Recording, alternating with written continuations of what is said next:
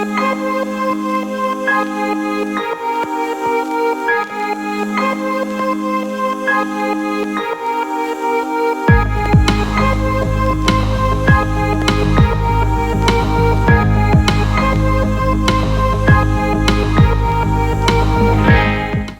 pessoal, boa noite a todos que estão aqui presentes, boa noite a quem está online nos assistindo.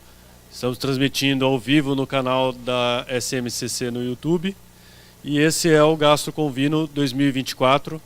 É um prazer estarmos aqui hoje. Vocês perceberam que a gente demorou um pouquinho esse ano para começar. Foi um desafio um pouquinho mais difícil, a gente reunir as condições, mas acho que parece que valeu a pena, a gente está num lugar bem legal, né? E podendo se reencontrar aí depois, mais uma vez, mais um ano. Se não me engano, a gente está no 16º ano de Gastro Convino, tá? Então é sempre um prazer ter vocês aqui como amigos, né? A oportunidade da gente se rever, fazer networking e aprender um pouquinho e tomar um bom vinho, tá? Dr. Concon não pôde estar com a gente, acho que nesse momento ele deve estar ali mais ou menos sobrevoando o México. Ele está indo para a Flórida, onde vai ter um hands-on de endoscopia bariátrica. Ele vai ficar lá amanhã e depois. Então, mandou um abraço para todos aqui, tá? E eu vou fazer as vezes de hostess aqui dessa apresentação de hoje. Queria começar já dando os agradecimentos a todo esse time de patrocinadores que viabilizaram a nossa estadia aqui hoje, né? Então, a Endotech, a Apsen Farmacêutica, a SciTech, a Medical Log, a Lynx e a Meatfox, né, que estão patrocinando essa edição, né, essa temporada do Gastro Convino 2024. Nossos parceiros, Fabrício Bagaroli, a Vecchio Mundo, e a Sociedade de Medicina e Cirurgia de Campinas, Departamento de Endoscopia, que eu também tenho orgulho de coordenar. Hoje, até por ser uma noite especial, então um lugar especial, e a gente não podia deixar de ter convidados muito especiais. E aí, nessa tratativa de achar um convidado especial, logo fomos surpreendidos com dois. Então, hoje teremos aqui Dr. Pacos, que é endoscopista e colonoscopista do Hospital Sírio-Libanês e da Unimed de Sorocaba. E, na sequência da palestra dele, o moderador vai ser o Dr. Marco Aurélio da Assunção, que é velho conhecido aqui da casa. Ele é quase um campineiro, ele foge daqui, não sei porquê, mas Dr. Marco vai, depois, junto com o Dr. Pacos, bater uma bola aqui. E aí vocês fiquem, como sempre, à vontade de fazer perguntas. A gente vai ter a apresentação, porque o pessoal em casa está nos assistindo, e deixa as perguntas para o final, né? Aí a gente faz uma rodada de perguntas e depois passa para a aula de vinho, que hoje a aula de vinho vai ser interessante, porque a gente vai ter a possibilidade, se tudo der certo, de conversar com um produtor lá do Rio Grande do Sul, que vai dizer para a gente como é que está a situação lá. Lembrando que hoje os vinhos da noite, desde a encomenda até hoje, valendo hoje, para quem adquirir, acho que a gente falou bastante lá no grupo, né? Vamos adquirir, porque parte da venda, R$50 da compra vai virar R$100, porque vai ser entregue para uma cooperativa lá do Rio Grande do Sul, onde eles dobram a nossa doação. Então cada 50 da garrafa vira 100 e vai lá para os produtores regionais, lá, a cooperativa deles lá mesmo. Tá? Então acho que é uma causa nobre e o vinho é bom, então juntou a fome com a vontade de comer. Então eu queria convidar o Dr. Pacos.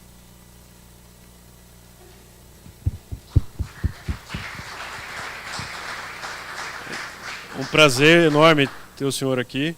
Acho que agora aprendeu o caminho, já sabe que aqui estamos entre amigos, então assim como o Marco, já pode bater ponto aqui que não tem problema, tá bom? Fica à vontade. Bom, boa noite a todos. Primeiro queria agradecer o convite, Dr. Concon, Dr. Marcelo, a todos os patrocinadores que acabam realizando esses eventos, cuja qual a gente pode nos encontrar, e esse acolhimento que nós temos, e a todos vocês que estão aqui numa véspera de feriado, para a gente poder falar um pouquinho sobre complicações. É um tema bastante controverso, né?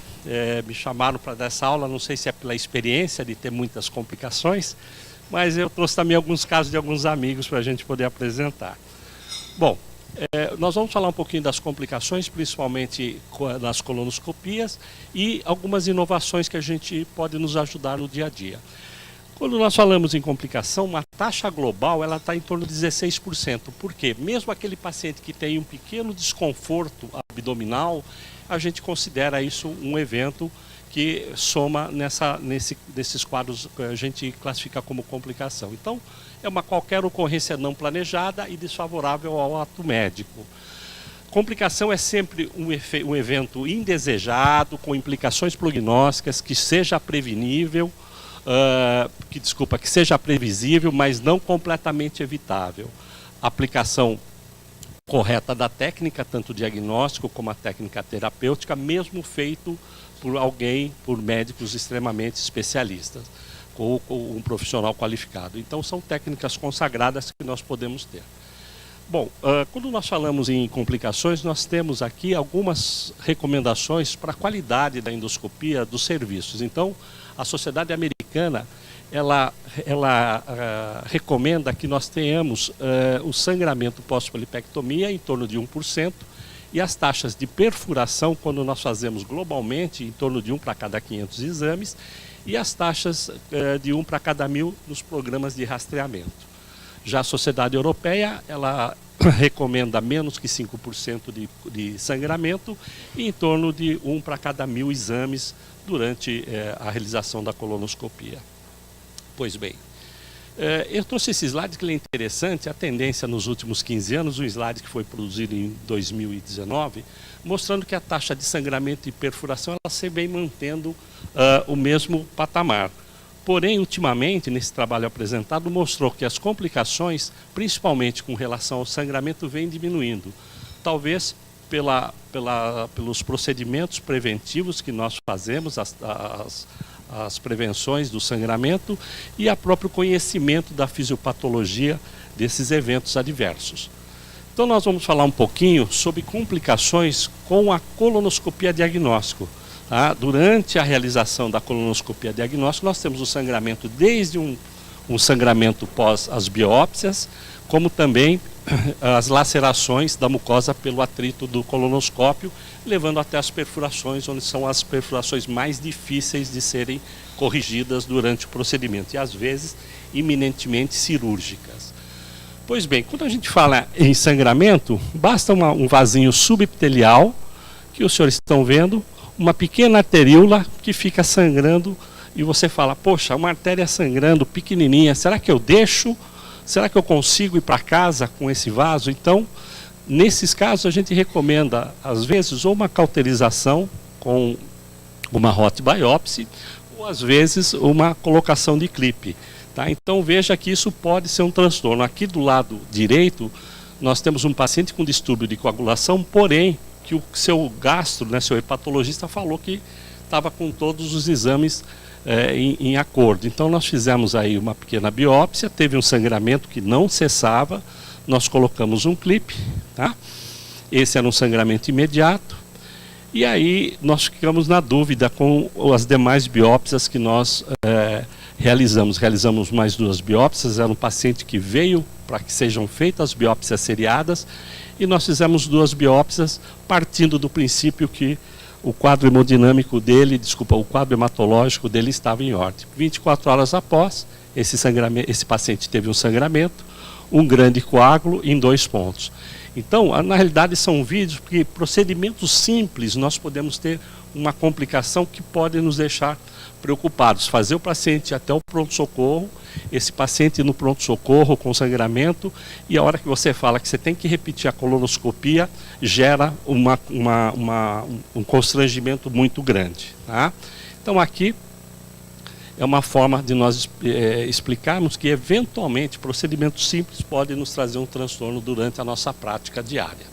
E aí foi colocado um clipe e resolveu. Pois bem, esse vídeo é um vídeo bastante interessante. Isso é uma laceração que acontece durante a realização do exame de diagnóstico.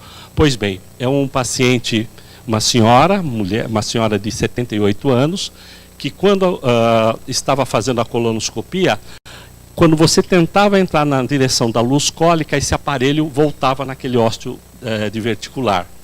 E esse é um exame que foi realizado por uma colega que estava na sala ao lado, e de repente, numa movimentação, acontece isso, uma grande laceração dentro de um ósteo diverticular. Esse paciente imediatamente ficou instável hemodinamicamente. Nós fui chamado à sala, fizemos uma punção, colocamos um gelco em flanco direito, e aí nós conseguimos conduzir.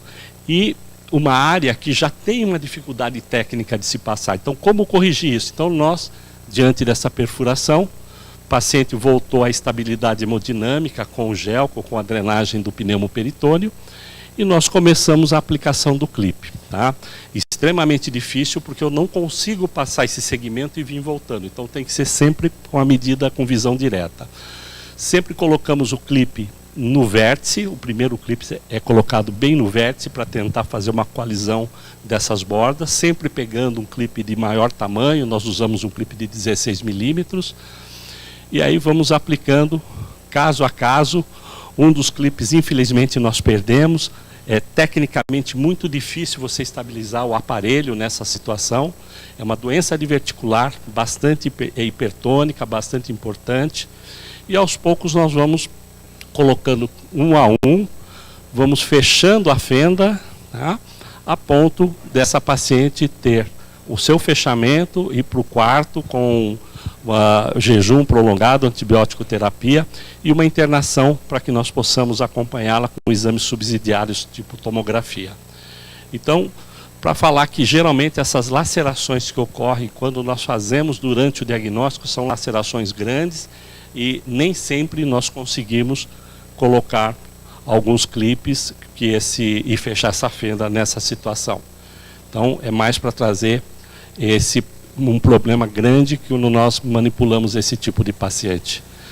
Pois bem, então falando um pouquinho sobre taxas, né, de sangramento, a Alsafril é um trabalho que envolveu 545 pacientes, ou melhor, 545 pólipos, onde teve 0%, zero de sangramento tardio, taxa de perfuração com Alsafril também zero, mucosectomia convencional, levando uma taxa em torno de 4% e 1,1% de perfuração. A dissecção endoscópica da submucosa ainda traz algumas taxas um pouco elevadas de sangramento tardio e algumas taxas de perfurações aí que às vezes assusta quem está querendo começar. Porém, com a prática, com a experiência, a expertise, esses números vão diminuindo.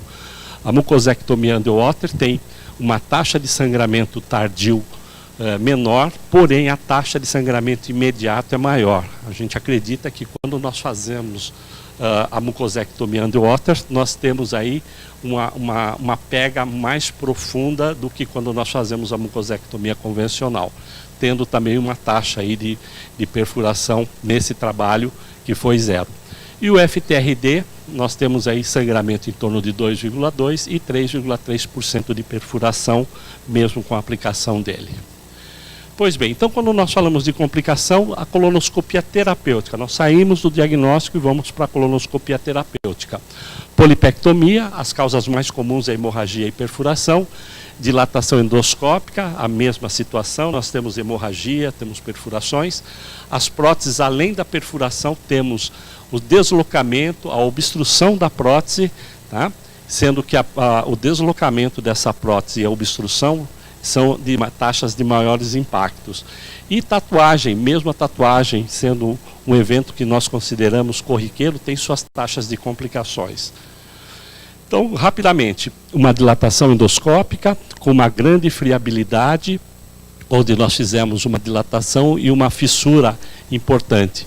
Esse é um caso que nós tivemos, não chegou a ter uma perfuração, mas nós ficamos bastante incomodados e fechamos essa fenda com o clipe para que nós pudéssemos obter aí uma certa tranquilidade de controle.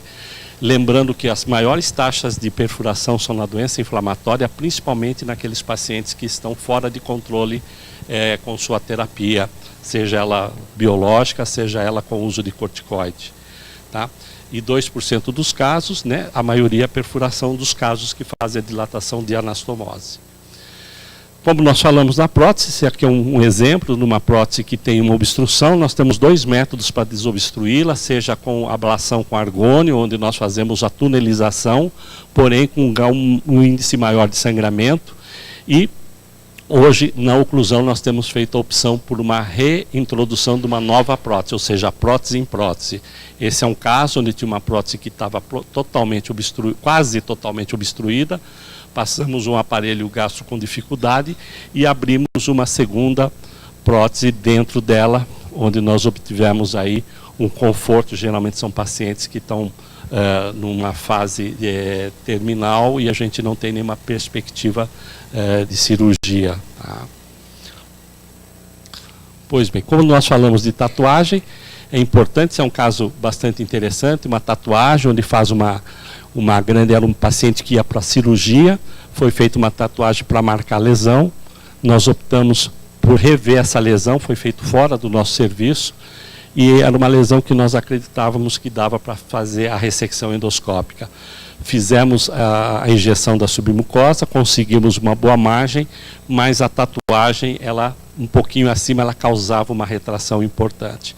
Nós conseguimos fazer a mucosectomia convencional.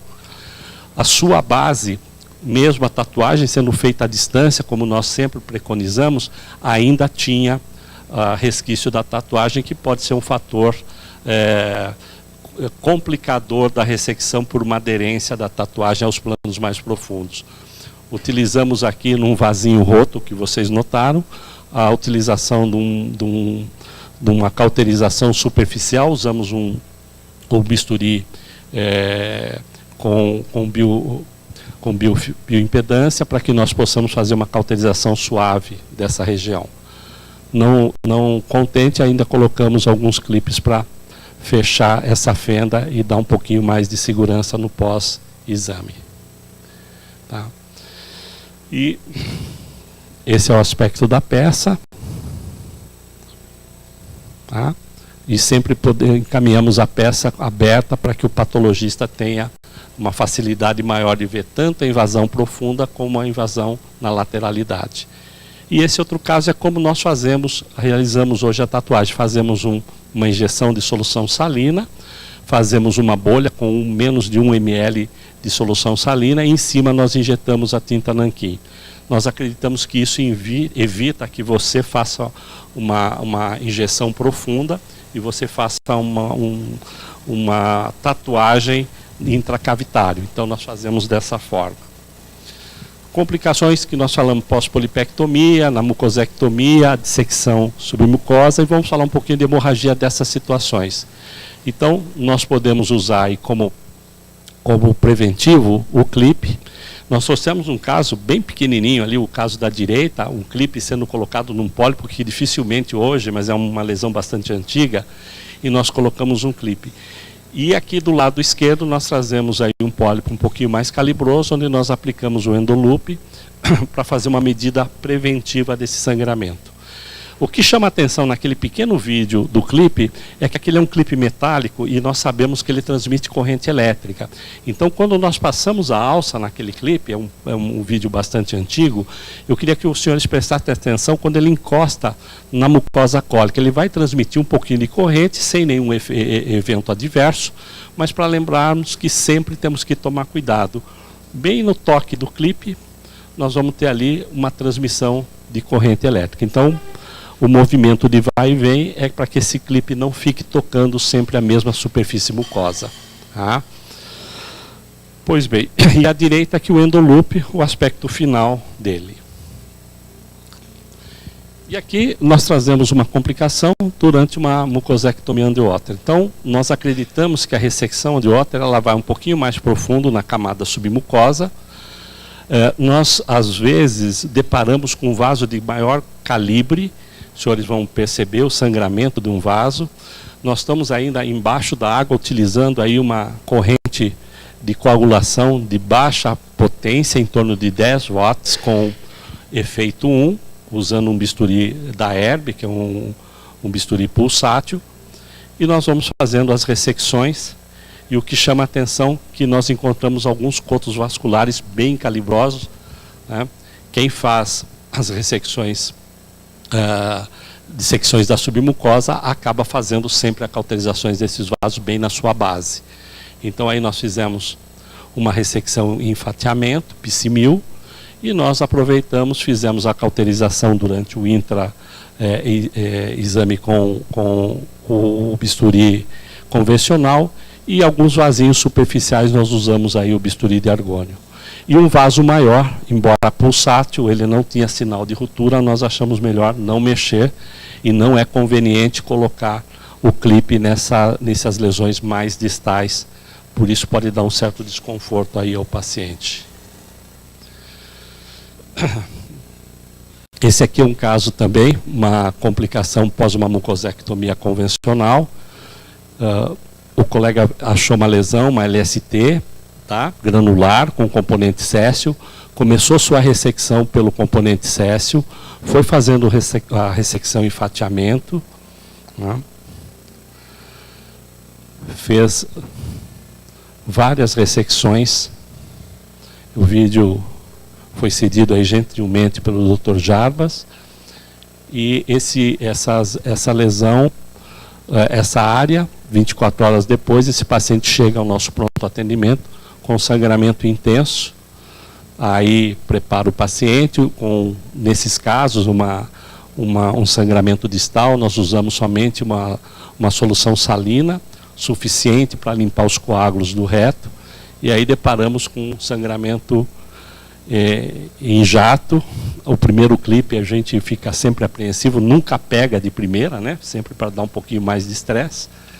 E aí nós vamos colocando o clipe, tentando que ele fique em forma de V, com o vaso de preferência no meio da apreensão dos dois clipes. Ah, muito bem. Esse também é um outro caso, uma polipectomia muito mais simples, tirada pólipo céssio, que é o nosso grande dia a dia, o que nós vimos com frequência hoje nos nossos consultórios e clínicas. E aí uma mucosectomia, uma polipectomia, uma inspeção da sua base, não é identificado nenhum vaso, nenhum hematoma da submucosa, nenhum vaso roto, e aí nós achamos melhor não pôr nenhum clipe, e posteriormente nos deparamos com sangramento pós-polipectomia. Então nós temos sangramento desde lesões maiores até lesões menores que nós julgamos que não precisa fazer nenhum outro procedimento. Perfeito. Bom, então nós temos alguns cuidados. Os cuidados durante a polipectomia, sempre o cuidado com o tipo de corrente elétrica empregada, a intensidade da corrente elétrica, o tempo de passagem. Isso é muito importante, que nós tenhamos um bom relacionamento com os nossos auxiliares. O momento de fechar a alça, o tempo que essa alça demora para ser fechada na totalidade, e se de repente a pessoa não fecha adequadamente, a transmissão de energia térmica se propaga para as camadas mais profundas. Nós trouxemos esse slide para falar um pouquinho do efeito que nós chamamos de cut delay. Esse é um efeito que traz bem nessa região, no canto, três imagens de mucosectomia. As mucosectomias onde nós passamos uma corrente de coagulação mais intensa, ele tem um halo branco, eu não consigo mostrar aqui com o POI, mas tem um halo branco maior, de maior energia térmica na borda. E a lesão do meio, ela praticamente não tem esse halo branco, foi feito com corrente de corte puro. Então nós preferimos no serviço usar uma corrente de corte puro, se houver um sangramento que ele aconteça no intraoperatório, do que você cauterizar e ter um evento adverso no pós-operatório. Então a gente sempre usa uma corrente de corte puro com alta intensidade, 45 a 50 watts num bisturi convencional. Então algumas medidas que a gente pode ter durante a realização: relaxar o pedículo, injeção, clipe, ligadura elástica e o próprio argônio. Durante a dissecção endoscópica da submucosa, os vasos são sempre calibrosos. Esses vasos têm que ser realizada a sua profilaxia, a sua hemostasia antes da sua secção, e para isso nós temos algumas pinças que acabam ajudando com que nós fazemos essa apreensão, trazemos dentro do cap e fazemos aí a cauterização do vaso para que a gente não tenha nenhum evento durante a realização da dissecção endoscópica da submucosa. Então, pegando o vaso sempre na base, fazendo sua cauterização e cortando acima dele. E falamos um pouquinho das complicações pós-polipectomia, perfuração. Tá? Geralmente a complicação mais temida é a perfuração. Hoje nós ficamos com medo da perfuração tardia do que a perfuração imediata. Hoje nós temos ferramentas para conduzir, então fica mais fácil.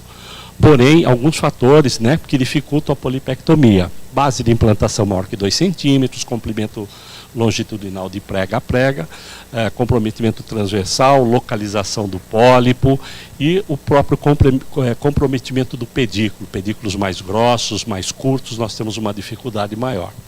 Bom, perfurou, né? Quem sofre uma perfuração, é assim que a gente se sente quando tem a primeira perfuração. Quem não teve, olha essa imagem, que é mais ou menos isso que nós sentimos. Condição de maior risco. A gente sempre fala que relacionadas ao paciente são as aderências, doença diverticular, cirurgia prévia, pólipo difícil, tá? Mucosectomias extensa, dissecção de submucosa, são fatores de maior risco. E é claro que com relação ao examinador, a inexperiência, a impaciência e até mesmo a insistência naqueles casos que nós devemos abandonar. Eu trouxe esse trabalho, é um trabalho antigo, mas ele retrata um pouco do nosso dia a dia de quem faz exame em clínica. Esse é um trabalho que envolveu 45 centros ambulatoriais dos Estados Unidos, em 99, com 120 mil colonoscopias. Traz uma incidência de perfuração de 0,03, sendo mais intenso em mulher, principalmente numa idade média de 75 anos. Metade tinha doença diverticular e a outra metade antecedentes de cirurgia pélvica ou cirurgia cólica. Então são 2 fatores que são muito importantes quando nós estamos na clínica fazendo o exame.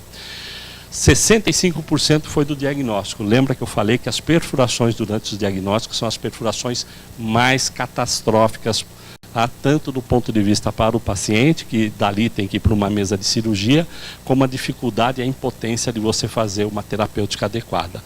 E nesse trabalho só 13% foram decorrentes da terapêutica.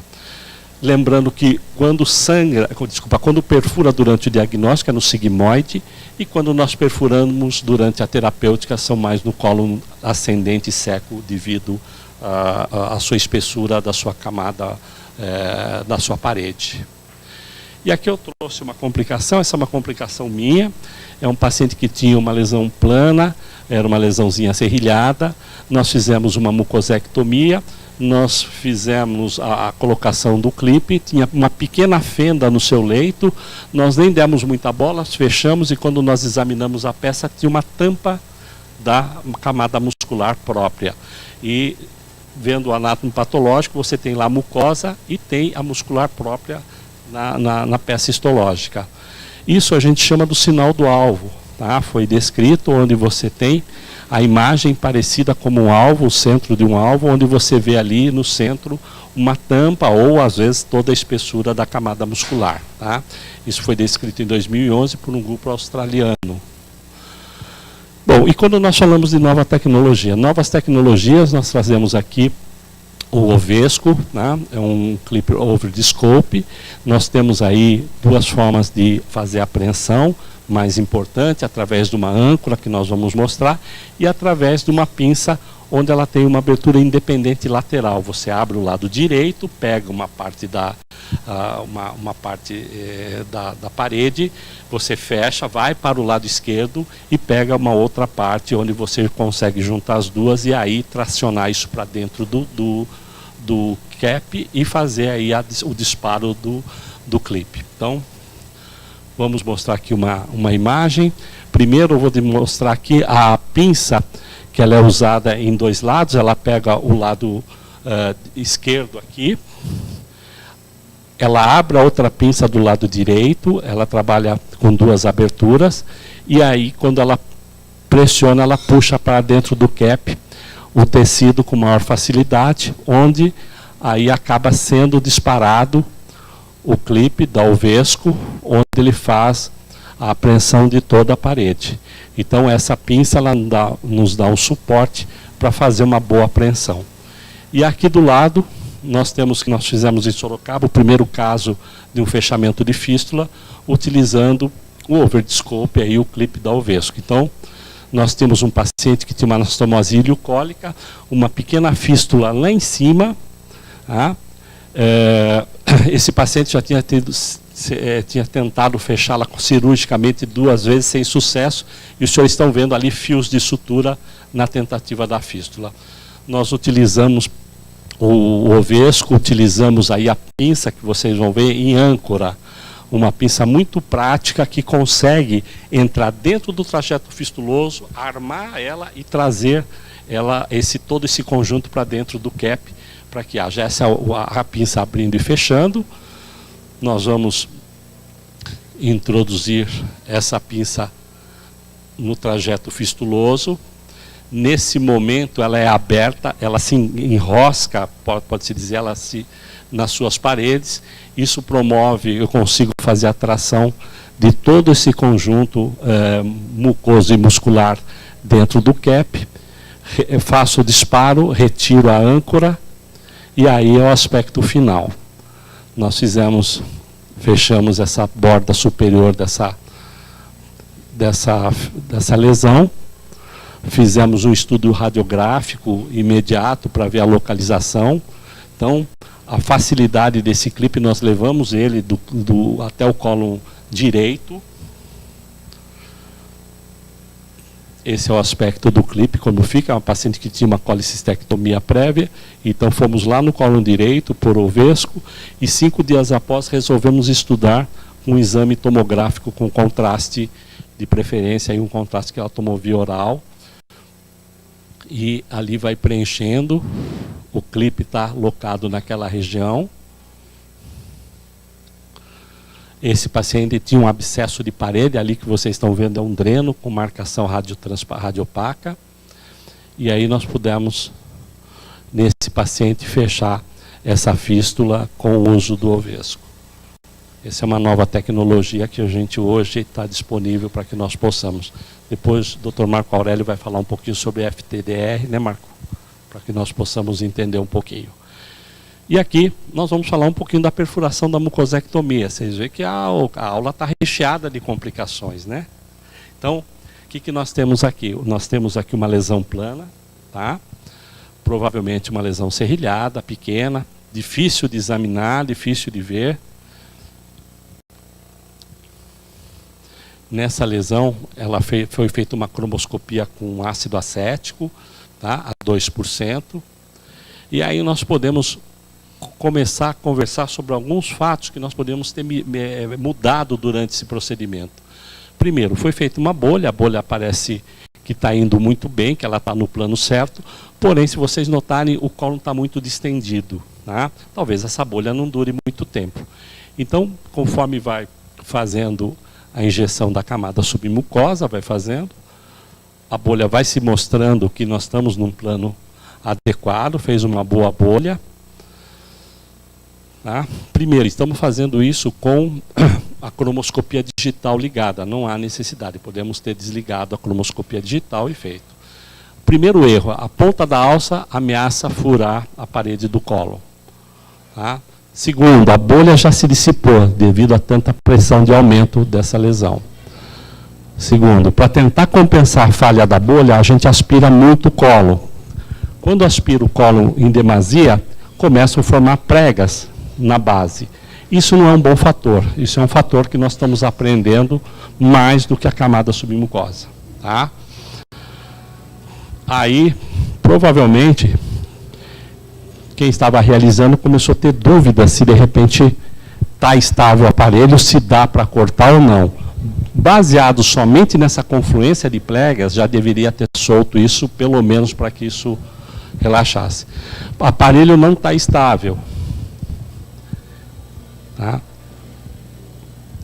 Causa, se os senhores olharem, uma isquemia da base, a pressão está muito, muito forte.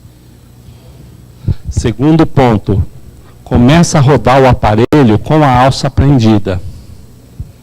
Tudo isso é prenúncio, né, de má evolução, todo mundo está percebendo aí. Pois bem, o aparelho que estava com a alça voltou às 5 horas. Então imagens que nós trouxemos justamente porque às vezes é melhor você abortar o procedimento, relaxar, repensar, e aí foi feita a mucosectomia. E olha que interessante, a gente vai ver toda a parede do colo mexendo no fundo. E aí? Bom, nós estamos com uma perfuração, esse paciente estava estável, não precisou fazer uma drenagem do pneumoperitônio, camada gordurosa, e aí começamos a aplicação. Então, o importante é você ter a ferramenta para que você possa, diante de uma situação dessa, fazer a correção com a aplicação de clips e tentando fazer como se fosse uma sutura endoscópica. Vocês vão ver a forma que vão sendo aplicados os clips. Ainda tem uma pequena abertura na parede superior.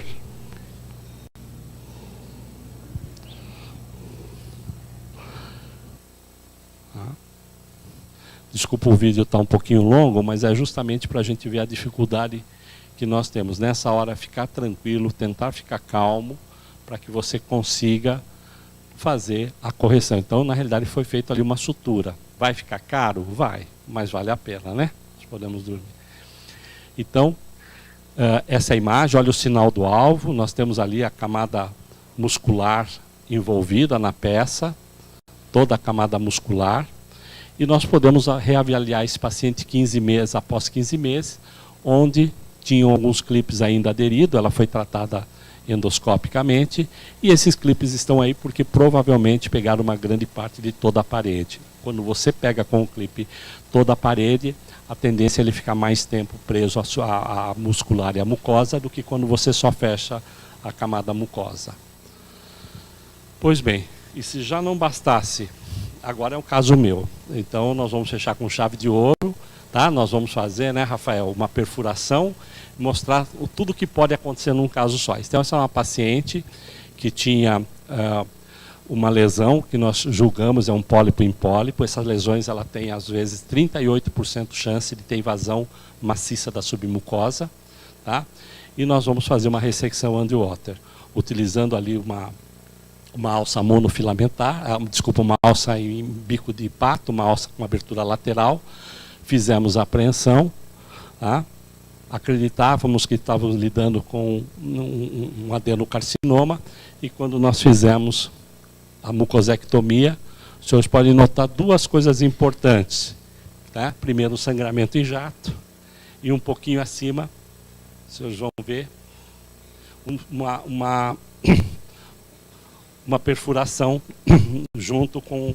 Então, como nós somos cirurgiões, acabamos usando ali uma pinça, como se fosse um Kelly, com uma pinça de hot biopsy, controlamos o sangramento, e aí começamos a fazer o fechamento da parede. Também a proposta da colocação do clipe é que feche toda a parede, tá? Nós vamos fechando aí toda a parede, e um clipe especial que pega aquele vaso que nós cauterizamos. Nós não acreditamos que só a cauterização seja suficiente. Então nós vamos fechando, de preferência clipes em paralelos.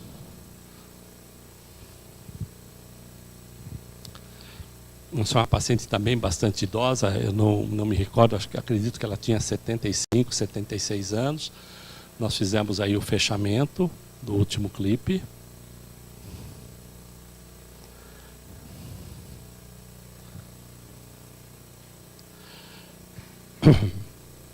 Vamos. Esse é o aspecto final. Essa paciente teve uma boa evolução, ela ficou internada 24 horas, porque o convênio não dava direito, ela foi para o pronto atendimento, e aí se tratava de um adenoma com uma displasia de alto grau. Então, perfuração, a prevenção. Primeiro, conhecer os antecedentes, essa é a mensagem que a gente deve dar. Conhecer os antecedentes cirúrgicos da paciente. Exame cuidadoso, a técnica ela tem que ser primorosa, e o mais importante é saber quando parar. Tá? Eu acho que às vezes o ímpeto de você tentar fazer um procedimento extremamente avançado pode ocorrer numa complicação. E mesmo tendo tudo isso, pode acontecer. Então, sempre é difícil, né, como falar com o paciente, sempre explicar a verdade, manter uma relação médico-paciente extremamente estreita após um procedimento, que é isso que vai garantir você do ponto de vista jurídico, e lembrar sempre do consentimento informado. Queria agradecer a todos. Muito obrigado, pessoal.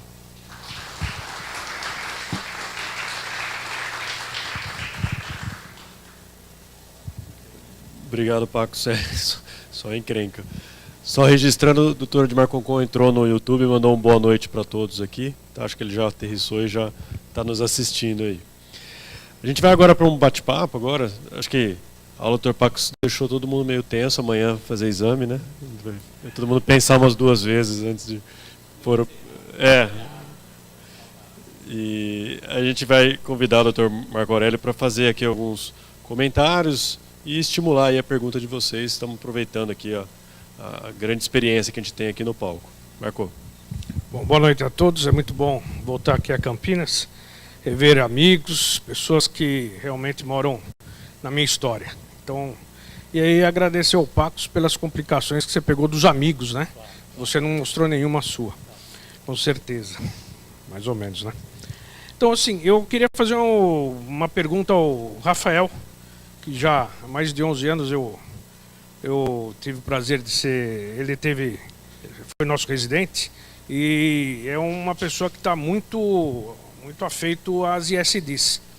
O que você acha que você pode fazer para evitar essas complicações de sangramento tardio, inclusive, ou perfurações quando você faz aquelas ISDs que a gente vê nas suas aulas? Você tem alguma dica para a gente, assim, rapidamente, Rafael? Me pegou de surpresa, estava esperando. Eu acho que, vou lá para frente, mais exposição ainda, né? Vamos lá. Boa noite a todos, pessoal. Eu acho que a gente tem uma diferença muito grande na técnica, né, de ISD e de mucosectomia. Primeiro no controle das margens, né, que você faz a incisão sob visão direta, né, com a alça você não tem 100% desse controle, porque a alça vai fechando, você não sabe onde ela vai parar de fechar. E também do nível de dissecção e identificação dos vasos, né. Então, como você passa por todos os vasos que tem embaixo da lesão quando você está fazendo uma dissecção, você trata vaso a vaso. Então, você cauteriza vaso a vaso, né. Na mucosectomia a gente só cauteriza habitualmente o vaso que sangra, né? Eu até atualmente em mucosectomias, qualquer vaso que fica exposto, eu já estou com a alça na mão, eu já vou lá e queimo aquele vaso de imediato, né? Então, eu acho que até aquela tabela que o Dr. Pax mostrou, a taxa de sangramento tardio na mucosectomia às vezes é até maior do que na dissecção submucosa, justamente por causa disso, porque você viu todos os vasos, cauterizou todos os vasos, no final você revisa, porque fica realmente muito mais exposto, né? E então eu já tive mais casos de sangramento tardio com mucosectomias do que com dissecção submucosa, né? E depois de algumas centenas de pacientes aí feitos. Então acho que a grande diferença é você se habituar ao uso da corrente elétrica, né? Eu, num sangramento ativo daquele, eu me sinto hoje muito mais à vontade de usar a corrente elétrica para tratar um sangramento ativo do que colocar um clipe, por exemplo, né? Porque a alça às vezes já está na sua mão, você já consegue cauterizar de imediato, ou você pega uma pinça, uma hot biopsy, que geralmente tem, e cauteriza aquele vaso. Porque o clipe, você vê, mostrou, bota um clipe, não parou de sangrar, aí tem que botar o segundo, já está meio sem espaço, aí você já pega o terceiro, mas por baixo, quer dizer, além de aumentar o custo, você ainda, às vezes, o próprio clipe não é efetivo, né? Então, acho que a grande diferença é essa, doutor Marco, habituar a usar a corrente elétrica, os diferentes modos de coagulação, de corte, saber o efeito térmico que cada instrumental vai fazer no tecido, né? E você tratar vaso a vaso vai fazer uma diferença nas complicações tardias, né? E a perfuração é isso, é visualização direta da camada muscular, você delimita o nível de dissecção que você vai fazer e, como também foi comentado, com o passar da experiência você vai diminuindo as suas taxas de complicações, né? Então acho que são técnicas completamente diferentes que às vezes não dá nem para comparar a taxa de complicação de uma e de outra, porque a abordagem é diferente, o material que você usa é outro, a quantidade de corrente elétrica que você passa é diferente, mas às vezes é mais segura, porque você está com a sua mucosa sempre cheia de líquido, sempre expandida, né? Então eu acho que é isso que faz diferença. Assim. No fim das contas é a técnica, né, do procedimento em si. Assim. Rafael, muito obrigado. Eu gostaria de fazer umas comparações com a parte alta, né? Minha primeira perfuração tratada por fechamento com clipe, passei sonda nasogástrica, tal, foi em 1997, depois de um congresso na Inglaterra, de um europeu, que eu vi isso e acabei aplicando, e funcionou bem.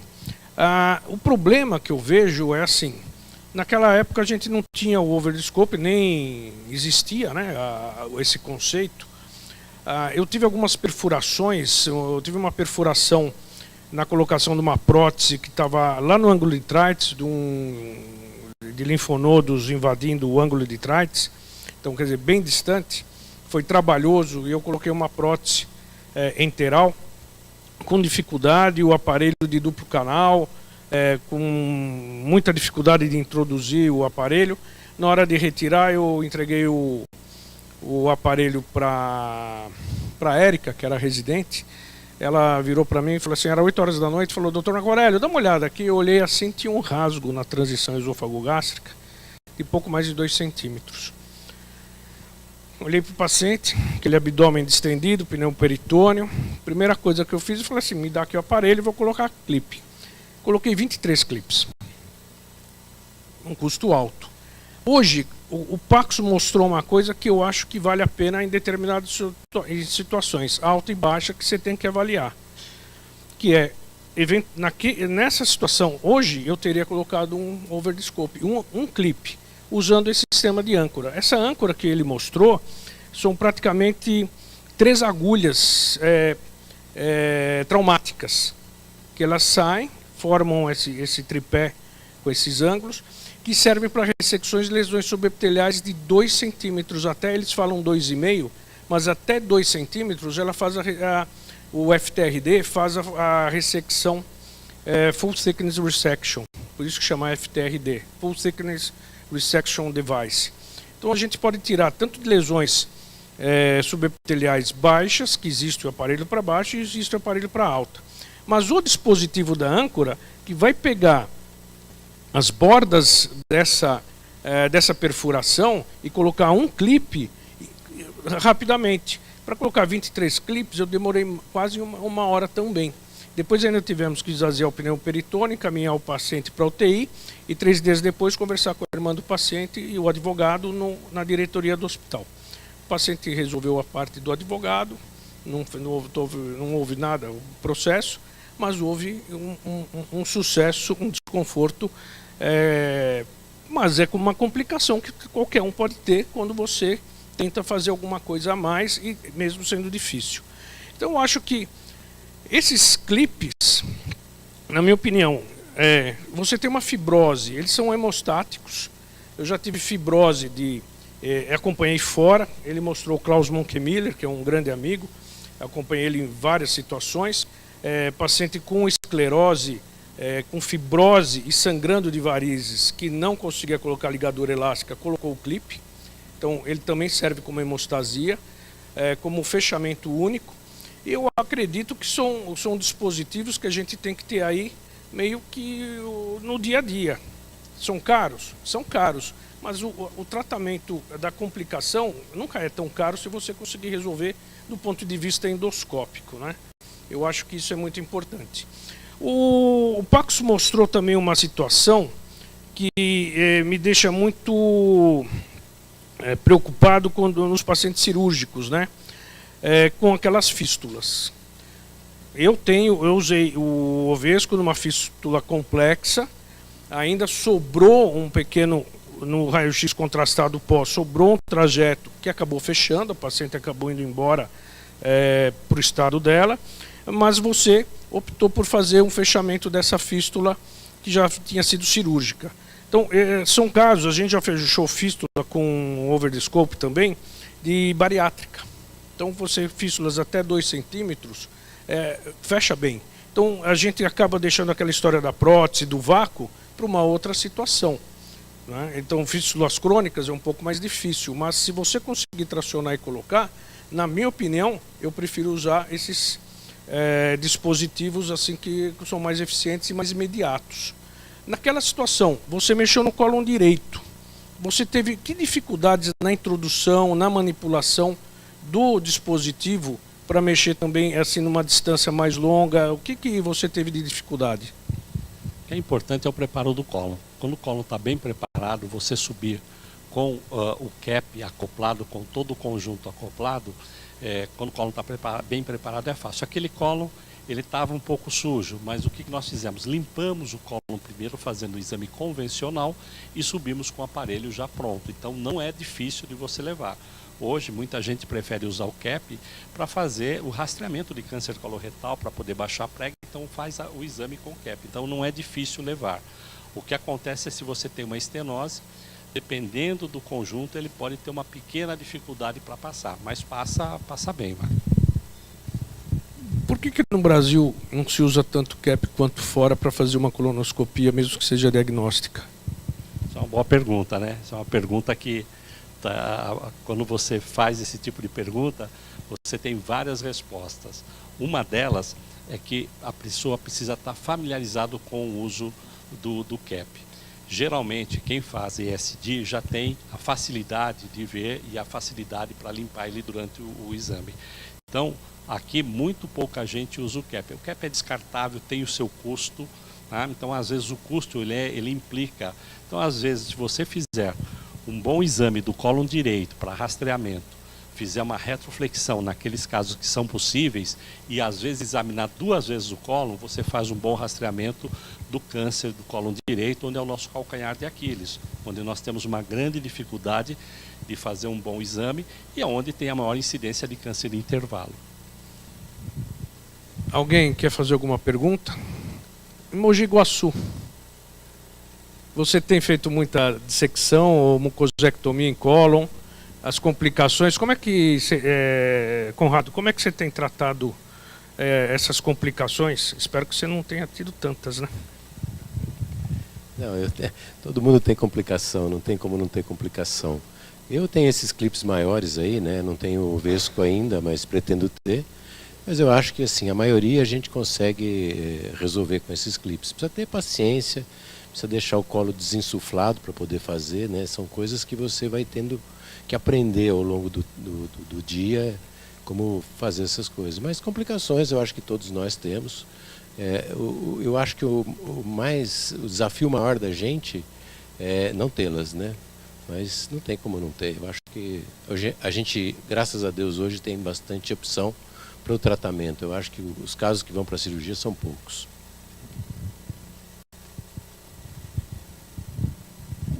Sérgio quer falar alguma coisa? Você é o mais novo aqui.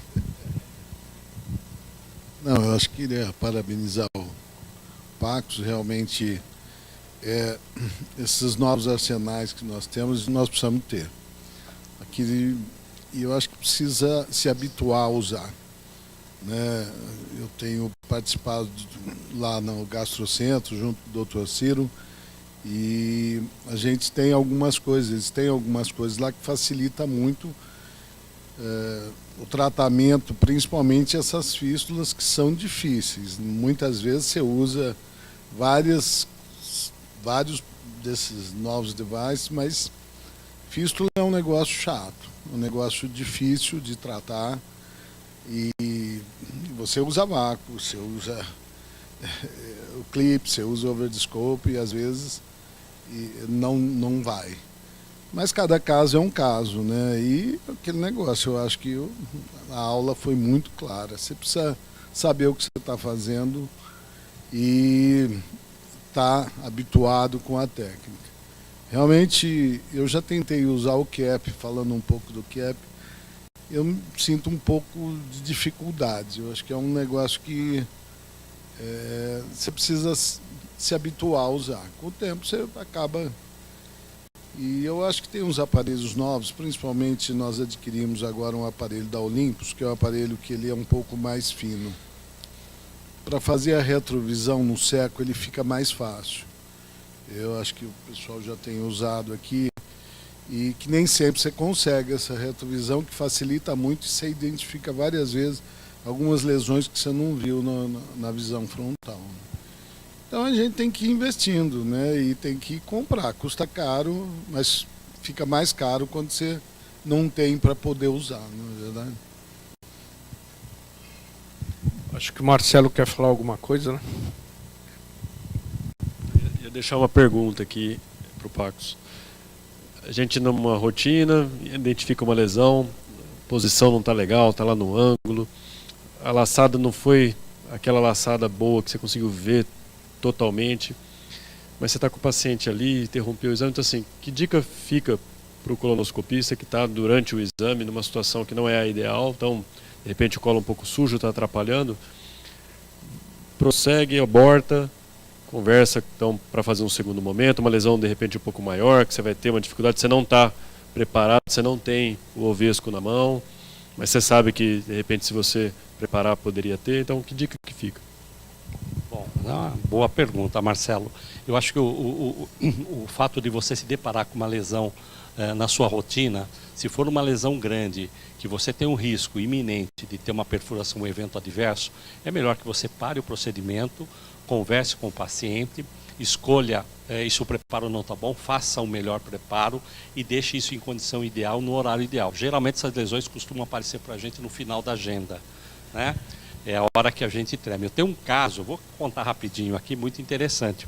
6h30 da tarde, no Hospital Sírio-Libanês, me chamaram, eu achei que eu tinha terminado o exame, falou, Pacos, tem um exame esperando você na sala. Eu falei, poxa, mas eu não estou sabendo, me avisaram, é o paciente que veio tirar uma lesão. Eu falei, mas esse horário, 6h30 da tarde, tirar uma lesão, eu vou lá falar, não, espere um pouquinho que ele está tomando fator 8. Tá? E aí, de fato, vou conversar com ele, eu acho que melhor a gente programar, não conheço o paciente e tal, eu sou de Sorocaba, estava lá em São Paulo, a hora que eu chego na sala, ô, doutor Pacos, eu vim de Sorocaba aqui para tirar essa lesão. Quebrou, né? E aí, de fato, é uma lesão bastante complexa, nós preparamos, ele tomou fator 8, nós fizemos a mucosectomia, era uma lesão grande, nós tivemos uma pequena perfuração que nós fechamos com um clipe, esse paciente ficou internado 24 horas, fez uma tomografia e foi embora para casa, mas a vontade era de abandonar o procedimento, se ele não chamasse eu pelo nome e eu soubesse que ele foi lá justamente porque ele me procurou, então acho que a relação médico-paciente ali estava boa. Mas se fosse um paciente estranho, eu sugiro que esse exame seja remarcado. Legal. Mais alguém quer fazer alguma pergunta, algum comentário aqui? Cirão? Jogou na fogueira. Pessoal, então eu vou pedir, Daniel, você dá uma ajuda com os presentes, eu vou deixar aqui com vocês. Duas lembrancinhas aqui da casa, né? Acho que o Daniel vai trazer aqui pra gente. Quem daqui já teve uma perfuração que possa ser como eu, levantar a mão? Quem já teve perfuração? Estou vendo lá, Lander, levantou a mão, Lander? Eu não vi, você levanta a mão. Tá? Então é isso, todo mundo que faz, só tem perfuração quem faz. Então a gente tem que cada vez mais saber como tratá-las. Bom, eu quero agradecer a todos. Para mim, eu sempre fui uma pessoa muito emotiva, né? Eu, quando saí do carro aqui, senti um cheiro diferente, né? Um ar puro da região de Campinas. Não, é verdade. O Marcelo estava lá, as minhas filhas estudaram aqui na escola americana. Então, é muito bom rever pessoas que participaram da minha formação, como o Dr. Sérgio, e pessoas que eu tive o privilégio de ajudar na formação. Thaís, uma delas, né? Rafael. E o mais importante, eu aprendo com vocês agora, né? Cabelos estão ficando brancos, a esposa agora é dermatologista, então ela me faz fazer umas coisas aqui. Então eu queria agradecer ao Marcelo também, que aprendo muito com ele há muitos anos. Às vezes eu acho que ele que está com 58, 60 anos. Então, obrigado a todos mais uma vez, e eu acho que é um dos melhores eventos que tem no país para a gente poder discutir rapidamente e aprender também de uma maneira rápida e gostosa. Obrigado, Marcelo.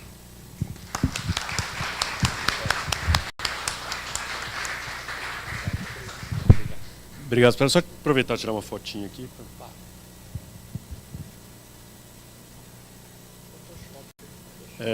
Obrigado pela excelente aula. Acho que ficou difícil para moderar, fazer pergunta depois, porque você já entregou todo o ouro aí. Fiquem à vontade agora. Eu vou pedir para que agora eu vou chamar os patrocinadores para fazer uma mensagem para vocês. Hoje esse é o primeiro evento do ano e a gente quer apresentar, na verdade, quem está nos apoiando. Então, vou pedir para a Cristina, você quer, Cristina, vir aqui? E aí, o vídeo da Endotech. Você quer falar primeiro, a gente passa o vídeo? Acho que já pode ir passando o vídeo enquanto ela vem.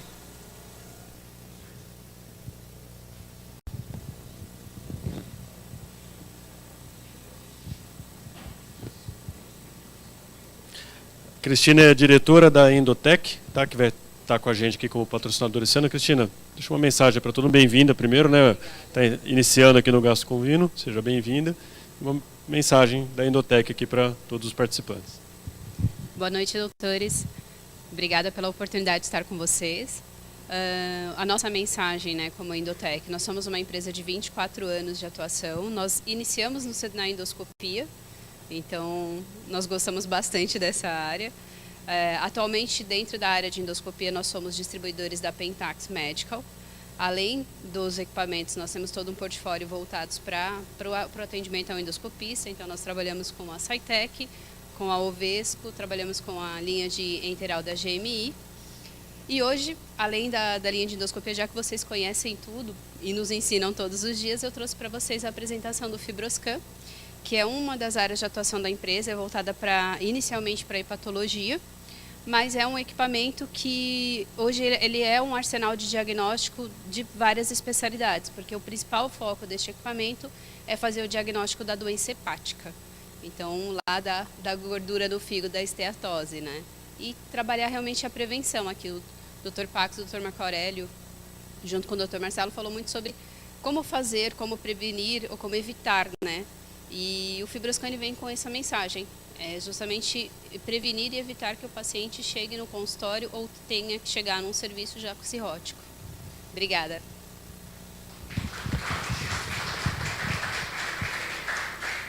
Agora eu vou convidar o Eduardo, o vídeo da Cytec agora. O Eduardo é gerente nacional de vendas da Cytec. Enquanto ele vem, a gente já vai... Esse aí.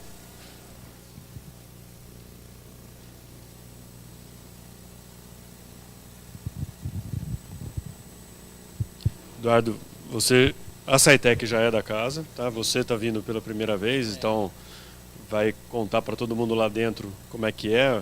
O pessoal aqui que já te representa já está aqui há muito tempo e é uma honra ter você aqui, cargo de gerente nacional no nosso evento, e deixar uma mensagem aí para os nossos participantes. Boa noite a todos. Como o doutor disse, eu estou na Cytec há pouco tempo, aproximadamente 1 ano. A Cytec, como todos conhecem, é uma empresa de acessórios de endoscopia. Como empresa, ela tem 4 linhas de distribuição, mas eu sou responsável pela linha de acessórios de endoscopia. Temos um portfólio muito completo, desde alça, pinça, injetor, até produtos de mais tecnologia. Estamos aumentando o nosso portfólio. A Cytec tem uma área fabril de 6 mil metros quadrados em Goiânia, e nosso escritório comercial fica em São Paulo. Aqui na região de Campinas, a gente tem como representantes André e o Daniel, aí, que tem nos representado muito bem.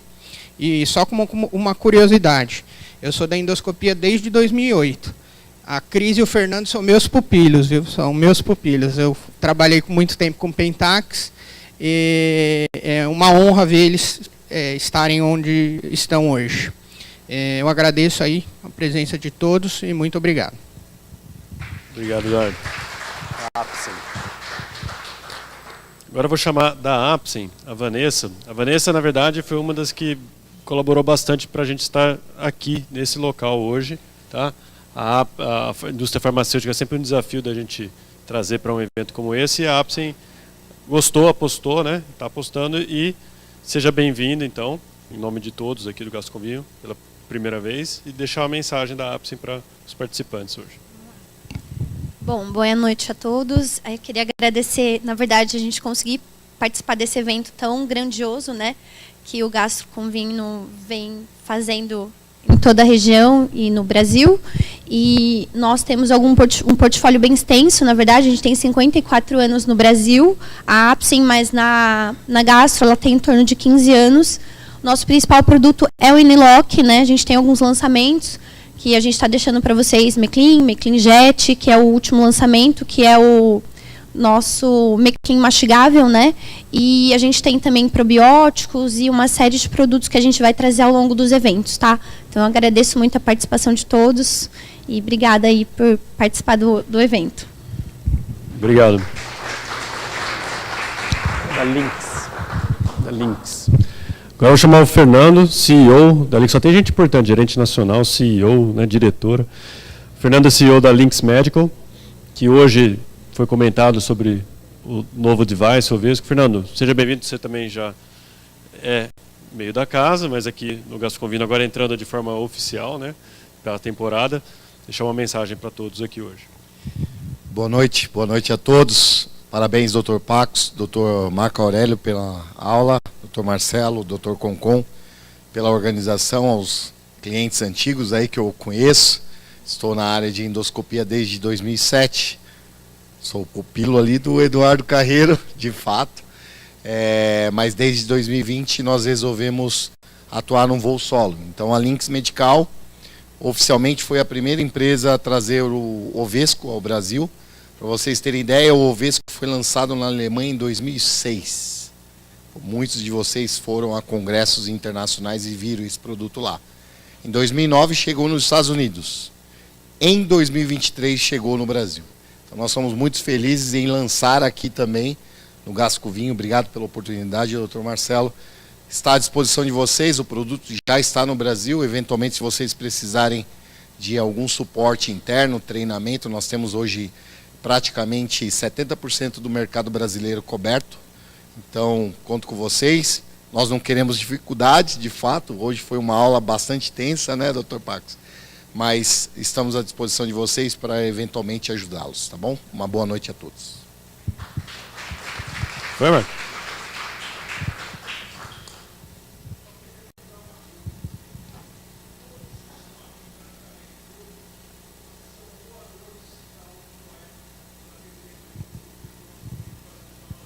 Leva esse peraí que você vai falar para o pessoal ouvir lá de casa também, peraí. Eu queria lembrar a todos que Fernando, eu vou falar o nome de todas as empresas que estão aqui, Endotec, todo mundo, eles são doadores da ONG Zoé. Nós temos um arsenal hoje de acessórios, de equipamentos de endoscopia que são emprestados, eles levam o equipamento para a Amazônia, trazem de volta, revisam e nos entregam de volta nas expedições. Então todas essas empresas hoje têm uma consciência social. Então além de estarem aqui trabalhando com marketing, com tudo, num evento para médicos, eles têm uma consciência e eles têm uma atividade que não aparece, que eu tenho que ressaltar, que é o mesmo espírito que o Gastro com Vinho tem em relação à endoscopia, que é a área onde eu atuo, essas empresas têm com a parte social. Então acho que nós temos que agradecer a todos, porque acho que nós temos um arsenal hoje de acessórios que tem mais lá em Belterra do que em Campinas. Muito obrigado. Uma salva de palmas mesmo. É bom saber disso, que a gente está rodeado por gente boa, né? Eu vou chamar agora a Ariane da Meatfox. Coloca a imagem, Ariane.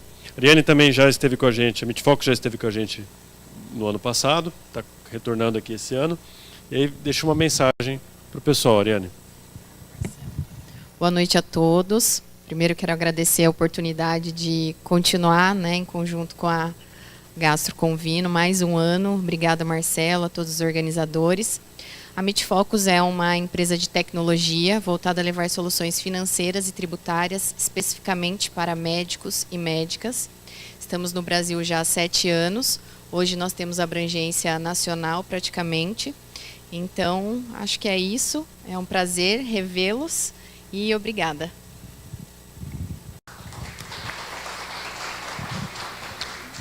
por fim, mas não menos importante, temos o Assis, que também tem o cargo de diretor da Medical Log, que é um estreante também aqui no Gastro Convino. Também nos conhecemos há pouco tempo, intermédio do Dr. Marco Aurélio. Seja bem-vindo, então, a Assis e a Medical Log aqui ao evento. E pode deixar a sua mensagem aqui para o pessoal para conhecer a sua empresa. Um prazer estar aqui com vocês. Eu sou Assis, eu trabalho na área de endoscopia já faz 10 anos. Eu era da indústria e faz uns 6 anos eu resolvi empreender. Então hoje eu sou o diretor da Medical Log. E nessa minha carreira eu fiquei um tempo fora, né, nos Estados Unidos, e eu conheci a empresa AMT, que é Applied Medical Technologies. Eles são bem conhecidos lá fora, tá, como referência em dispositivo para linha interal. E a gente está lançando aqui no Brasil o Bottom Mini One, que saiu o registro Anvisa recentemente. Tá? Quais são os grandes benefícios do Bottom? Ele... Poxa, esse saiu.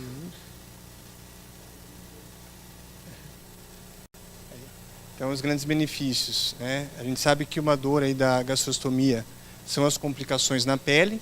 Então, ele vem com um design específico para trazer menos complicações. Ele é mais fácil de manipular. Ele é material soft e flexível. Ele vem também com um balão que é no formato maçã, que ele é mais largo. Então, ele minimiza o risco de vazamento de suco gástrico. Ele posiciona melhor. E um grande benefício também, ele vem com uma grade completa de tamanhos. Tá? Então começa desde o 12, vai até o 24 e 0,8 centímetros até 6. Então já está disponível aqui no Brasil. E além disso, um outro produto também que não tem no Brasil, que a gente trouxe, já saiu o registro Anvisa, eu trouxe aqui, é o Bottom Gastrojejunal. Então a gente vê no mercado a sonda tradicional de gastrojejunal, a gente trouxe também o Bottom. Tá? Então, um prazer estar aqui com vocês. Espero ser uma solução aí para a realidade de vocês. Obrigado. Obrigado a todos, então, os patrocinadores. E agora a gente vai para a nossa apresentação da área do vinho, que o tema, até por conta de tudo que vem acontecendo, a gente, confesso que levou um pouco de tempo para organizar, para poder reunir esse time de patrocinadores, e a gente tinha uma ideia inicial e a gente mudou no meio do caminho pelos fatos ocorridos aí no Rio Grande do Sul, e veio a ideia que o Fabrício nos incentivou a ter um evento que pudesse contribuir com os produtores daquela região. Falei, bom, já que a gente vai contribuir, por que a gente já não fala como é que o negócio está pegando lá, né? E aí, por intermédio do Fabrício mesmo, que ele conhece o pessoal de lá, ele vai vir aqui, pode vir, Fabrício, e vai contar para a gente um pouco, e se der certo, a gente fala se der certo porque a gente vai tentar um link direto, só que o sinal da internet lá, vocês já imaginam como deve estar difícil, né? Então vamos ver se vai dar certo na hora que a gente precisar ter um dos produtores que o Fabrício vai apresentar aqui, contando para a gente ao vivo, né, direto da onde ele está, a situação de lá. Fabrício, de novo, primeiro do ano, seja bem-vindo mais uma vez, a parceria forte que nós temos aqui.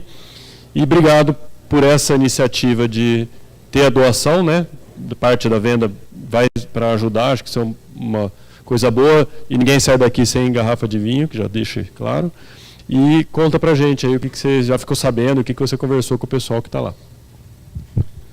Boa noite a todos. Dr. Marcelo, muito obrigado mais uma vez pelo convite. Sempre um prazer estar com vocês aqui no Gastro Convino.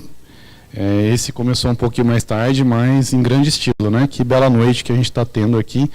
Muito obrigado a todos os patrocinadores por viabilizarem, né, essa noite tão especial.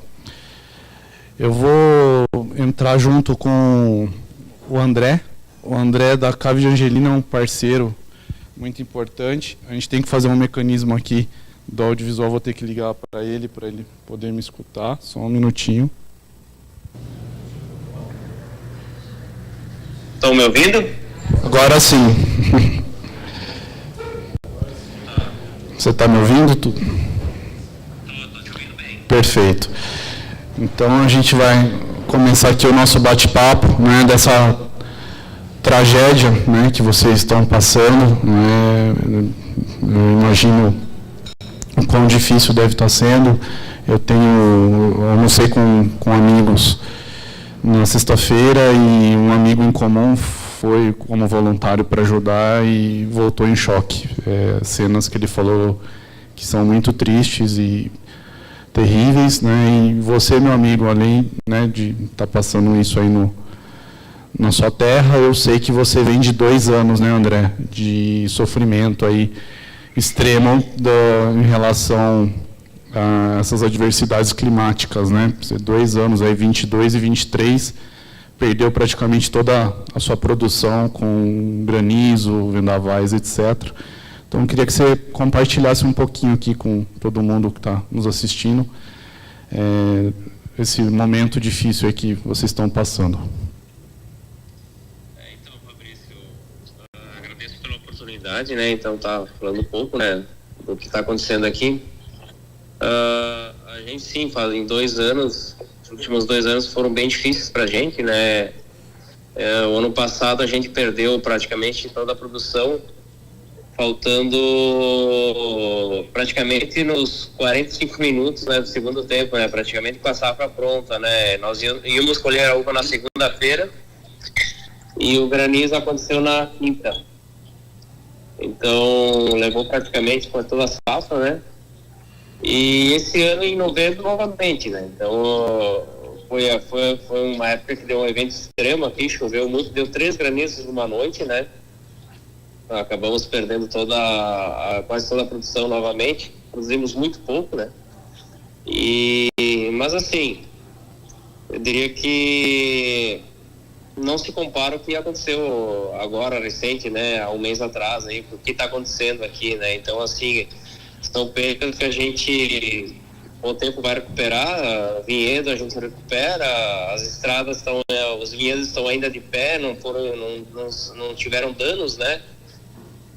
Ao contrário do que está acontecendo aqui na região, né? Que muitos perderam os vinhedos inteiros, casas, a família. Teve casos onde só sobrou um membro da família, o restante todos morreram, foram soterrados, né? Então isso sim, isso é triste, é muito. Isso não tem mais volta, né? É difícil você lidar com esse tipo de situação, né? Então, assim, a gente às vezes reclama, a gente lá atrás ficou muito triste, mas a gente vê que o que aconteceu com a gente foi não se compara ao que aconteceu agora, né? Então, no nosso caso, o granizo é uma coisa que eu diria que eventualmente acontece, né? Acontece em todas as regiões, né? Mas agora a quantidade de chuvas que deu nesse último mês, então, para vocês terem uma ideia, choveu quase o esperado para o ano inteiro. Isso choveu em pouco mais de uma semana. Então, não teve morros que aguentaram, teve centenas de deslizamentos, centenas de pontes destruídas. Assim, foi coisas assim que ninguém nunca tinha visto, né? Meu pai, com 90 anos, nunca tinha visto acontecer algo parecido, né? É muito triste, André, tudo isso, né, que está acontecendo, e a gente está aqui hoje para tentar colaborar, né, por isso que eu pedi sua ajuda. Muito obrigado pela indicação da Sicredi, né, com essa ação tão bonita que eles estão fazendo de dobrar, né, a doação. E agora vamos, né, falar um pouquinho sobre o seu trabalho, né. O André é um enólogo muito habilidoso, que além do projeto autoral dele, que é a Cave de Angelina, ele também é consultor, faz um trabalho de muitos anos numa vinícola muito tradicional e conhecida em Santa Catarina, entre outras consultorias, né? E a gente fechou uma parceria no início do ano passado, na verdade foi antes, mas o vinho ficou pronto, veio para o mercado no início do ano passado, que é um Cabernet Franc. Vou contar um pouquinho, André, tá, sobre a história de como eu conheci, para ambientar eles. Podem ir servindo, por favor, o vinho.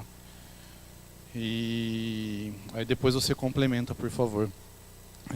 Eu costumo ir todo novembro para o Rio Grande do Sul, visitar os nossos parceiros. E numa dessas visitas, em 2021 mesmo, foi quando ele tinha acabado de não, 2022, ele tinha colocado o vinho na barrica, safra 2021, que vocês vão provar agora, um Cabernet Franc. Ele estava fazendo um trabalho diferenciado, onde ele pegou as uvas, né, de uma das principais regiões lá do sul, que é Serra do Sudeste, Pinheiro Machado, e colocou em 2 barricas. Uma barrica que é uma barrica bem diferente, que tem feito bastante sucesso, que é uma ripa de carvalho americano e uma ripa de carvalho francês, e a outra barrica era só de carvalho francês, mas em vez de ter tosta, né, com maçarico, tosta a vapor. E esse vinho, esse Cabernet Franc que estava nessa barrica de tosta a vapor, me encantou. Eu falei, André, gostaria de negociar com você, né, essa barrica. Ele falou, Fabrício, não posso porque meu projeto tem que misturar essas 2 barricas, né?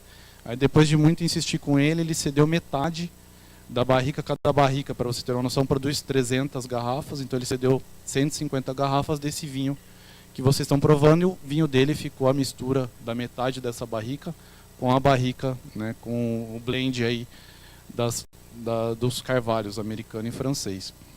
É um vinho que ficou 13 meses em carvalho, né, e é um vinho que vem evoluindo muito e tem um potencial de guarda incrível, né, e uma produção minúscula, né, então é um microlote mesmo. E agora o André vai contar um pouquinho mais para vocês, né, sobre esse belíssimo vinho aí que ele elaborou e cedeu para a gente. Então, esse vinho, as uvas, aliás, desse vinho foram oriundas da Serra do Sudeste, ali em Pinheiro Machado, né? É um local bem perto da fronteira, para quem não conhece aqui. Só um minutinho, André, aqui não está saindo... Então, para quem não conhece, aqui no Rio Grande do Sul, Pinheiro Machado está situado na Serra do Sudeste, né? Fica em torno de uns 100 quilômetros, mais ou menos, da fronteira. Mas é uma região que se diferencia bastante da fronteira porque é uma região mais alta, né? Então, assim, eles estão numa altitude de em torno de uns 500 metros, né? Então, assim, tem bastante amplitude térmica e o solo também é bem diferenciado, né? A diferença da fronteira, que é bastante arenoso, Pinheiro Machado já apresenta bastante pedra, já apresenta um pouco mais de argila, um pouco mais de matéria orgânica, né? Então, o solo e a amplitude térmica se diferenciam muito da fronteira. Então, assim, é uma região que a gente escolheu. A gente tem um parceiro que a gente sempre pega as uvas deles lá, já fazem 6 anos. E a gente consegue sempre um Cabernet Franc bastante diferenciado, né? Safra 21 não foi diferente, né? Esse vinho, então, como é que foi a elaboração desse vinho? Ele foi desengaçado, foi pro tanque, né? A gente geralmente costuma fazer uma pré-fermentação, pré-maceração a frio, aonde que o vinho o mosto não começa a fermentar e a gente mantém esse vinho a uma temperatura de 6 a 7 graus durante 3 dias. Depende do ano, de 3 a 4 dias, né? Depois a gente deixa transcorrer a fermentação por mais uns 12 a 15 dias, a temperatura de 24 a 26 graus controlado nessa temperatura. 3 remontagens diárias, né? E a gente faz a delestagem das sementes. O que é a delestagem? É a retirada da semente, né?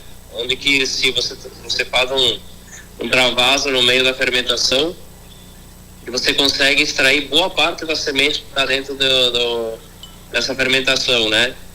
E com isso também você oxigena o mosto e as leveduras acabam fazendo uma fermentação bem mais uniforme, sem tantos transtornos, né? Após a fermentação, o vinho passa mais alguns dias com maceração pós-fermentativa no bagaço, né?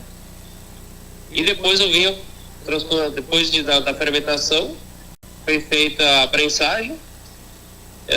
Se esperou a conclusão da fermentação malolática. Em seguida, esse vinho foi para a barrica. Então, ele estagiou em barricas como o Fabrício falou anteriormente, por 13 meses, né? Então, como é que a gente define a quantidade de meses, ou quantidade de tempo que o vinho fica numa barrica? É degustando, né? Então, assim, tem vinhos que ficam 13, tem vinhos que ficam 15, tem vinhos que ficam 10, 12, né? E isso, o que leva a isso? É o tipo de barrica, essa barrica de primeiro, segundo, terceiro uso. Então, tem uma série de fatores que sempre tem que levar em consideração quanto tempo esse vinho tem que deixar na barrica, né? E, obviamente, depois o tempo de garrafa, né? Te confesso que até esse vinho, Fabrício, a gente não tem mais esse vinho, né? A nossa parcela que ficou pra gente aqui, a gente já finalizou já faz algum tempo, né? Então faz tempo que eu não provo mais, faz algum tempo já. Eu não sei como é que ele está agora, mas pelo que eu estava acompanhando a evolução, ele era um vinho que ele estava evoluindo muito. Cada vez que a gente abriu uma garrafa para degustar, a gente via uma evolução muito boa desse vinho, né? Eu não sei como é que ele está hoje. Você está degustando, Fabrício? Tô com ele aqui. Eu vou pegar, André, eu degustei ele há um mês atrás e fiquei encantado. Eu tinha mais de 6 meses que eu não provava ele e realmente o que você falou, cada vez que a gente prova ele surpreende a gente vê o potencial que ele tem de guarda, né? É muito elegante, né? Ele tem a característica do Frank, né? Ele tem aquele toque mentolado, aquele toque eucalipto, né? Com a elegância do vinho, com uma acidez boa. Esse vinho também, eu acho que ele tem uma acidez, deve ter uma acidez bem presente, ainda que mantém ele vivo, né? Então é um vinho que tem bastante tempo para evoluir na garrafa. Acredito que ele tem muitos anos de vida, né? E os Cabernet Francs, né? Para quem não conhece, já ouviu falar da história, aqui foi, alguns anos atrás, foi encontrado na antiga vinícola rio-grandense aqui, que era uma vinícola bem grande, foi encontrado alguns lotes de vinhos enterrados, né? E nesses vinhos estavam 2 variedades, aliás, uma variedade só de 2 safras. Era o Cabernet Sauvignon, o Cabernet Franc, desculpa, da safra 1951 e o Cabernet Franc da safra 1955, né? Esses vinhos ainda tem alguns, né? Tem um pessoal aqui que encontrou esse vinho e é o pessoal aqui de Caxias. E esse vinho, depois de tanto tempo ainda, ele está bem perfeito. Ainda é um vinho que simplesmente ele impressiona pela idade que ele tem. É um vinho ainda que está totalmente tomável, né? É um vinho que apresenta muita vivacidade ainda, com mais de 70 anos, né? É impressionante. Então, assim, essa variedade Cabernet Franc, a gente acredita muito no potencial dela, né? Principalmente aqui no Rio Grande do Sul, mas também aqui na nossa região, né? E no caso, essas garrafas onde foram encontradas, certamente as uvas, elas eram aqui da nossa região de Nova Padre e Flores da Cunha, né? Então, assim, tu vê que a gente percebe que é uma variedade que tem muito potencial aqui. André, eu provei o vinho aqui, o aroma dele está maravilhoso, né? Parabéns pelo trabalho aí de integração da barrica, muito delicada a barrica. Percebe-se muito as notas da uva, como você falou, né, o mentolado, a pimenta, as frutas vermelhas, e na boca mantém, né, a gente tem toda essa sensação preservada, com muita elegância e muita persistência, né. Eu acredito que é um vinho que realmente tem uma vida longa, e esses vinhos, né, históricos, aí eu tive o privilégio de degustar os dois, o 51 e o 55, e a gente fez até isso com amigos que gostam muito, tudo, e ficaram surpresos, né? Muitas vezes tem um pouquinho de preconceito ainda com o vinho brasileiro, e na hora que a gente mostrava, muitos não acreditavam, achavam que era brincadeira, tudo, mas não é, né? Então mostra mesmo a qualidade do terroir aí do Rio Grande do Sul, né? Há mais de 70 anos, um vinho, né, que estava na terra, preservar toda essa qualidade, mostra o potencial que o Brasil tem, e os vinhos brasileiros vêm evoluindo muito e muito, né, a cada ano, né, André? E você faz parte dessa evolução aí. Parabéns pelo seu trabalho. Vocês estão gostando do vinho? Gostaram do vinho, do André?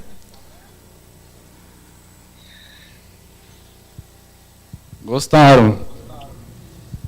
Vou passar para o Dr. Marcelo aqui, acho que ele quer fazer uma pergunta. André, obrigado primeiro pela sua disponibilidade aí, a gente sabe que a coisa está difícil, até a gente estava temeroso aqui, que talvez não fosse dar certo a conexão, né? Mas graças a Deus deu tudo certo. Eu ia aproveitar e perguntar para o dono, né?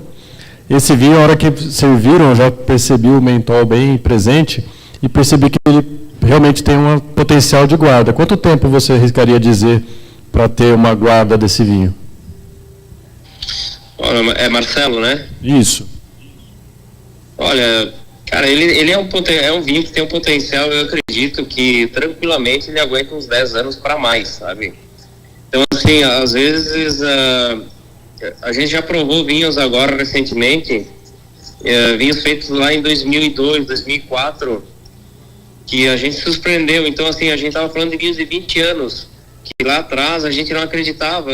Acho que esse vinho, o pessoal falava, são vinhos de 3 a 4 anos, 5 anos. E hoje, você prova esses vinhos com 20 anos, a gente se surpreendeu porque eles tiveram uma evolução tão boa que ainda você diz, nossa, ele aguenta ainda muito mais na garrafa, né? Então, assim, Marcelo, esse vinho certamente são vinhos para mais de 10 anos, daqui para frente mais de 10 anos, 12 anos, sei lá. Eu gostaria, assim, o que a gente fez o que a gente está fazendo hoje, a gente está guardando algumas garrafas de todos os anos, um pouco, em torno de 3 a 4 caixas, né? É justamente para a gente aqui de um tempo fazer uma avaliação, ver como esses vinhos estão evoluindo, né? E também estudar para ver qual é o potencial de guarda, quanto tempo esses vinhos podem durar. Mas eu te diria que, voltando à pergunta que você me fez, certamente há 10 anos ou mais, né? Legal, então fica essa mensagem de 10 anos, pelo menos, né? E parabenizar você pelo trabalho, parabenizar o Fabrício por ter ido lá garimpar, né? E achar e insistir, deixar meia barrica para a gente poder experimentar aqui. A gente está aqui numas 35 pessoas, todas super interessadas em ajudar vocês aí, até porque a gente quer que chegue mais vinho. Então vamos ajudar agora para depois colher os frutos depois. Então, de novo obrigado pela sua presença aqui, pela sua disponibilidade, tá? Te desejo muita sorte a partir de agora para vocês aí na reconstrução, não só da sua região, do seu negócio, mas também todo o estado aí. Eu, até por ter um outro cargo numa sociedade de medicina e cirurgia de Campinas, sou vice-presidente, a gente fez uma campanha de arrecadação de medicamentos, que em contato com o pessoal da Anhiggs aí, né, da Associação Médica do Rio Grande do Sul, estamos mandando medicamentos que a gente captou aqui aí para o Rio Grande do Sul para tentar ajudar. Isso e tantas outras ações aqui que na região, a prefeitura aqui já despachou, acho que 17 ou 18 toneladas de donativos, enfim. Então está todo mundo bem sensibilizado aí com o que aconteceu com vocês. Passar a palavra aqui para o Fabrício para ele se despedir e a gente já continua por aqui. Agradeço mesmo pela ajuda, né? A gente está vendo assim que o Brasil inteiro está comovido com isso, tem muitas pessoas ajudando, né? E a gente de certa forma fica muito feliz, né? E porque sem uma ajuda de todos certamente seria muito mais difícil a reconstrução, né? André, mais uma vez eu agradeço, viu? Você está com a gente aqui e força, pode contar conosco. E em breve, se Deus quiser, mais no final do ano, eu vou te visitar aí, que eu tô com saudade. Ano passado eu não consegui ir, tá? Mas visitar aí, sua esposa, seu filhinho, tá tudo bem? Tá. Estamos bem, graças a Deus a gente está bem aqui. E vocês aí, tudo certo? Por aqui tudo bem também, graças a Deus. Manda um beijo aí para a família, viu? E uma ótima noite para vocês. Fiquem com Deus.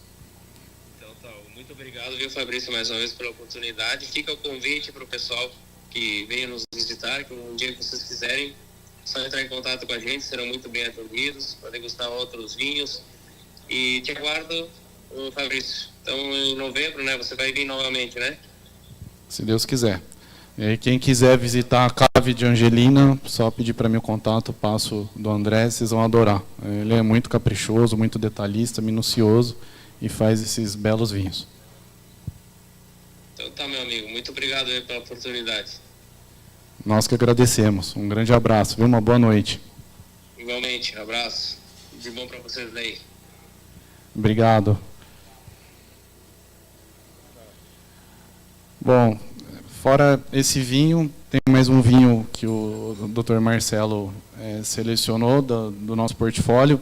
Essa linha é uma marca própria nossa, que foi uma homenagem que eu fiz para o meu avô. Em outra ocasião, eu já comentei com vocês sobre esse projeto da Vecchio Mundo, que chama Bagaroli de Fabri, é o sobrenome da minha família, Fabri de Fabrício. Nós temos 5 rótulos nacionais e 11 italianos.